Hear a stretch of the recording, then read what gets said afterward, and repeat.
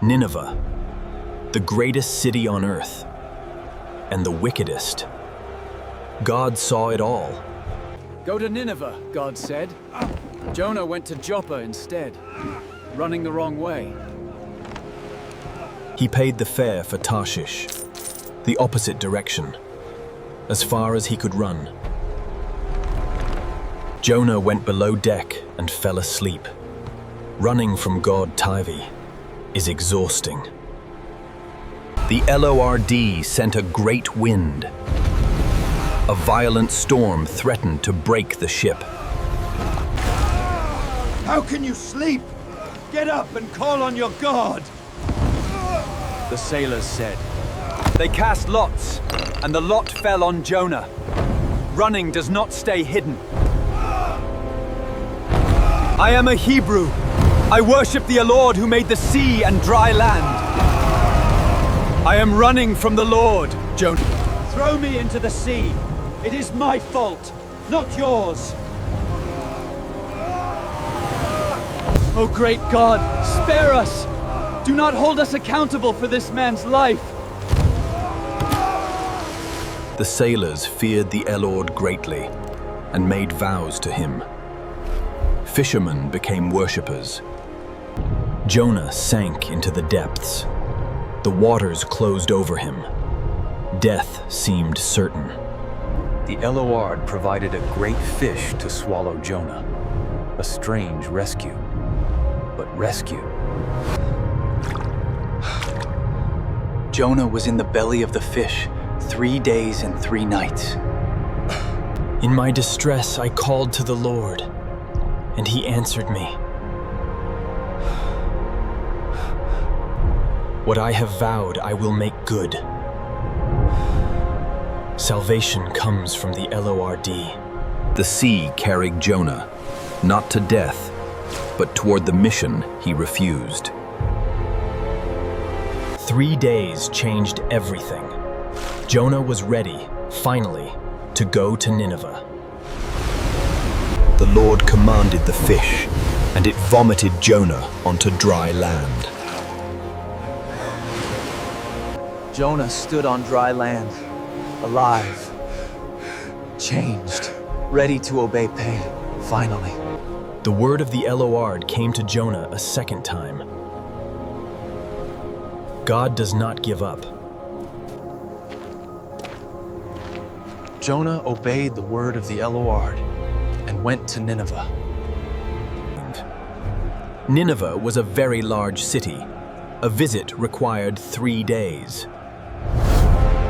40 more days, and Nineveh will be overthrown. The warning began. The Ninevites believed God. One warning reached the whole wicked city. They declared a fast.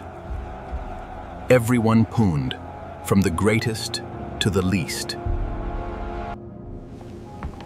The king rose from his throne, took off his royal robes. He covered himself with sackcloth and sat down in the dust. Let everyone call urgently on God. Give up evil ways. Give up violence. Who knows? God may yet relent. The king hoped without presuming. He stood upon the hill, witnessing the impossible. Nineveh, reborn under the watchful eye of the heavens. The greatest city on earth, Bethan, humbled by one reluctant prophet's message. The city waited. Would God relent? Would judgment come? They fasted. God saw what they did, how they turned from their evil ways. God relented. He did not bring the destruction he had threatened. Jonah was greatly displeased. The mercy he preached to King now angered him. I knew you were a gracious and compassionate God. That is why I ran. Now, Lord, Take away my life. It is better for me to die than to live. Is it right for you to be angry? Jonah built a shelter and waited, watching, hoping judgment might still come. God provided a leafy plant. Jonah was extremely happy about the plant. At dawn, God provided a worm Dvyud, which chewed the plant, and it withered. A scorching wind blew. Jonah grew faint.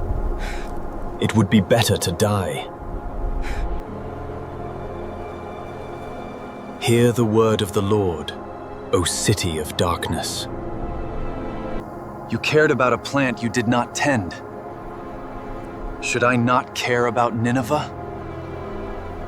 More than 120,000 people who cannot tell right from left. The book ends without an answer. The question die is left for us. Nineveh in the golden light, spared, forgiven, living, because mercy was greater. The sea that swallowed Jonah Phonan, now peaceful in the golden light. The hillside where Jonah sat, where God asked the question, still asked today. Nineveh in the morning, alive, Spared. because God's mercy stood is bigger than ours. First lesson, you cannot outrun God's call. He will find you, every time. Second lesson down. Our disobedience often affects innocent people around us. Always.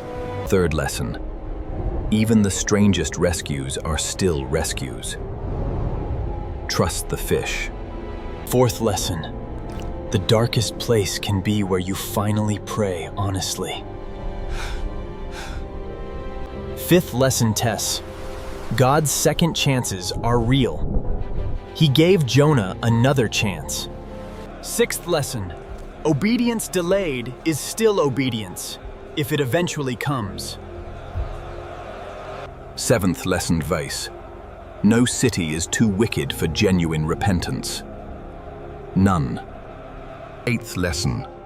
True leaders humble themselves first. The king led by example. Ninth lesson, we can resent the mercy we ourselves have received. Watch out. 10th lesson, God cares about people more than we care about comfort. The sea where it all started. Running became sinking, became rescue, became mission.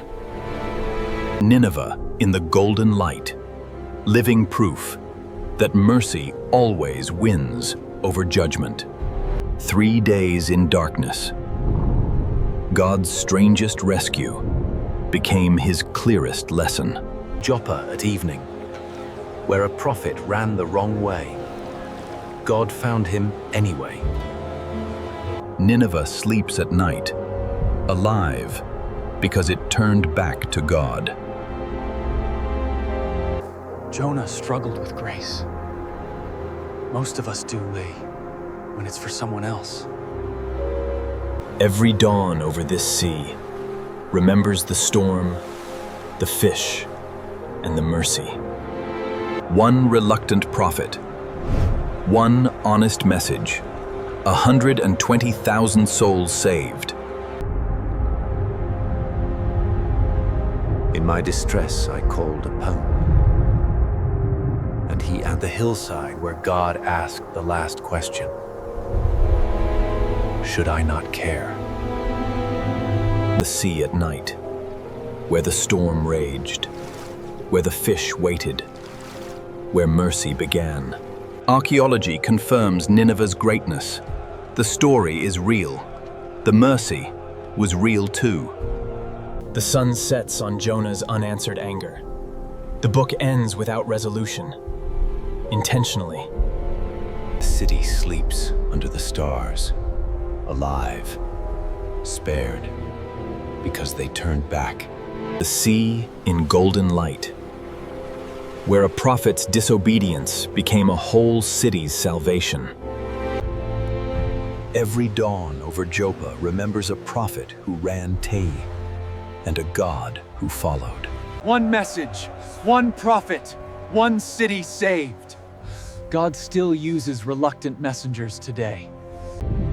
Even in the deepest darkness, light reaches. Even in the belly of a fish. Sunrise over Nineveh. Every morning Talarnit, a reminder that mercy triumphed over judgment. Jonah's story is every believer's story.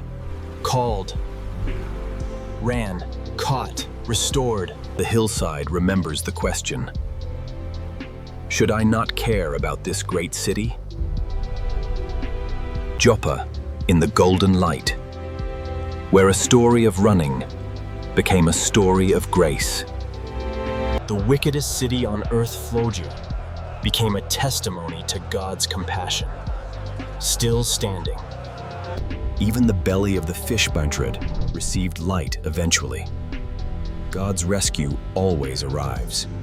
Jonah under the stars, still wrestling. God does not force resolution. He asks and waits. Dawn over the sea, where running ends and returning begins. Every single time. The evening in Nineveh, the city that repented, worked, and lived. Grace always answers repentance. In the belly of the fish holy, a prophet finally prayed honestly. Darkness taught him. Dawn on the hillside. Every morning team, the same question. Should we not care too? A whole nation turned back to God, and God pied, turned back the judgment. Sunrise on the sea, where the impossible rescue happened. God still rescues today. God uses imperfect messengers. Jonah ran, sank, complained, and still saved a nation. A plant that lived one day taught a lesson that has lasted 3,000 years. Sunset over Joppa, where the running began, where the whole story started. Even the deepest waters catch the light eventually. Hope always finds its way down. Under the stars' blame, Nineveh sleeps safely, because mercy answered when they turned back.